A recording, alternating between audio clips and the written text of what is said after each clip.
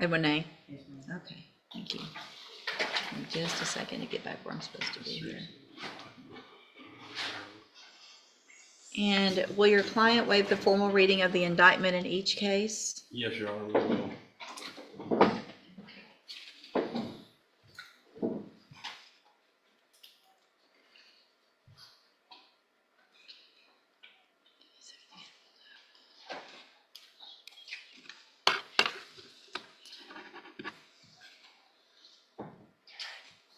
Ms. Johnson, in cause number 24, DCCR 2151, you're charged with a third-degree felony offense of forgery of a financial instrument from August 10th of 2024. And how do you plead to that charge? Guilty. Are you pleading guilty freely and voluntarily? Yes, ma'am. And are you pleading guilty because you did what they charged you with? Yes, ma'am. Your Honor, can we change it to no contest? please? Nope, I don't take no contest. Okay.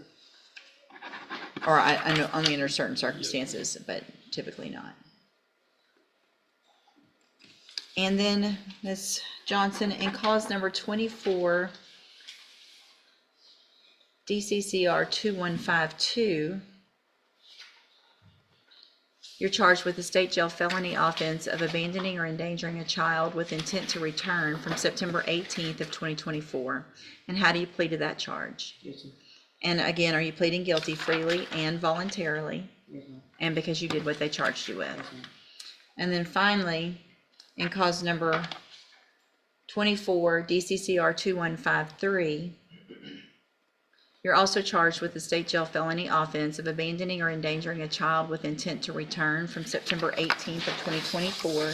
And how do you plead to that charge? That's the same charge. You have the two counts. Same charge with two different Yes. children, correct? Yes, ma'am. All right, so how do you plead to that one? Guilty. And again, are you pleading guilty freely and voluntarily? Yes, ma'am. And because you did what they charged you with? Yes, ma'am. In all three of these cases, I have here on the computer some documents that have your signature on them with the states marked as exhibit number 1. Before you signed these, did you go over them with Mr. Frazier? Yes, ma'am. Do you fully understand them? Yes, ma'am. And do you understand, if I follow the agreements that you've made with the district attorney, that you'll be waiving or giving up any right to appeal? Yes, ma'am. Also, do you understand, if you're not a U.S. citizen, that a plea of guilty or no contest may result in your deportation, exclusion from admission to the country, or denial of naturalization under federal law? Yes, ma'am. And it looks like the agreement that you've reached in the third-degree felony is for a 6-year deferred probation with a $500 fine, and you would be required to follow all of the rules and conditions of probation. And then in the two state jail felony cases, it would be a 5-year deferred probation with a $500 fine. And again, you would be required to follow all of the rules and conditions of probation. Is that your understanding? Yes, ma'am. Do you also understand, if you're not a U.S. citizen, that a plea of guilty or no contest may result in your deportation, exclusion from admission to the country, or denial of naturalization under federal law? State tenders number 1 in each case. No objection. It's admitted in each case. Is there any evidence? Well, it looks like there's no fine in 2153. So is it 500, 500, and then none? Yes. Okay. Any evidence that Ms. Johnson's not competent? No, Your Honor, he's confident.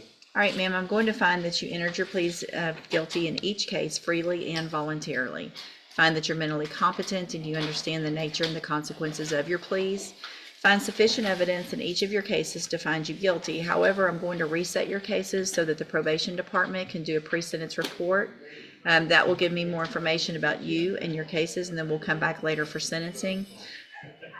You need to stop and talk to probation on your way out of the courtroom, and she's sitting at that desk right there.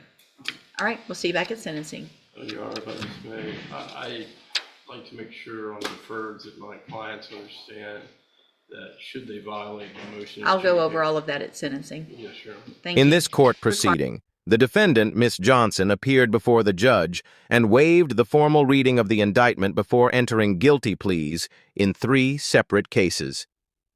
She admitted to a third-degree felony charge of forgery of a financial instrument and 2 state jail felony charges of abandoning or endangering children, confirming that her pleas were made freely, voluntarily, and because she committed the offenses. The judge ensured that she understood the legal consequences of her pleas, including the waiver of her right to appeal and potential immigration consequences if applicable. The court reviewed and admitted signed plea documents as evidence and confirmed there were no concerns about her mental competency. Based on an agreement with the prosecution, the proposed outcome included deferred probation, 6 years for the forgery charge with a $500 fine, and 5 years for each child endangerment charge, with similar conditions. However, instead of immediate sentencing, the judge ordered a pre-sentence investigation report to gather more background information, after which the court will reconvene to determine the final sentence, instructing Ms. Johnson to report to the probation department before leaving.